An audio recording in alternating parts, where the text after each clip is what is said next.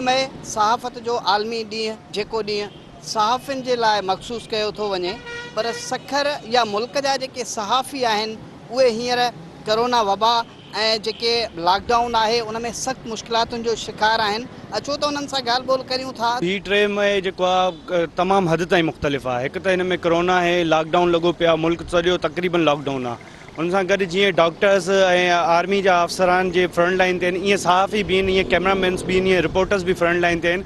पर अफ़सोस जी ॻाल्हि इहा त हिन लॉकडाउन जी सूरत हाल में सहाफ़त जो आलमी ॾींहुं आहे। अॼु हिन आलमी ॾींहं जे हवाले सां मां ख़ुसूसन हुकूमत खे चवंदुसि त जेको आहे मीडिया जे इदारनि मां लॉकडाउन जी सूरत हाल में ओचितो असांजे दोस्तनि खे बेरोज़गार कयो थो वञे। अहिड़े लॉकडाउन जी सूरत हाल आहे, बेरोज़गारी एॾी इंतिहा थी वई आहे ॾींहुं जो असांखे अॼु ख़बर न आहे त अॼु असां ड्यूटी ते आहियूं त सुभाणे ड्यूटी ते न हूंदासीं। ॾिसो हाणे पंहिंजो अप्रैल जे ई महीने में हिकु उर्दू इदारे खे हिकदमि ओचितो बंदि कयो वियो ऐं हज़ारनि जी तादाद में मीडिया वर्कर्स खे बेरोज़गार कयो वियो।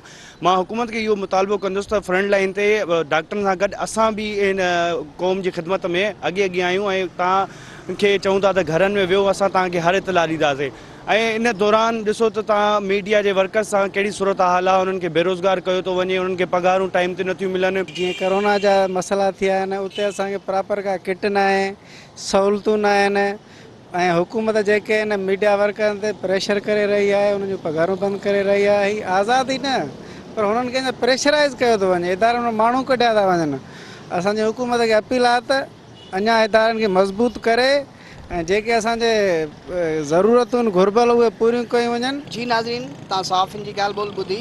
3 मई सहाफ़त जो आलमी ॾींहुं आहे, पर सहाफ़ी अॼु बि पंहिंजे मुश्किलातुनि सां गॾु हिन वबा सां विढ़ंदे माण्हुनि खे बाख़बर रखी रहिया आहिनि।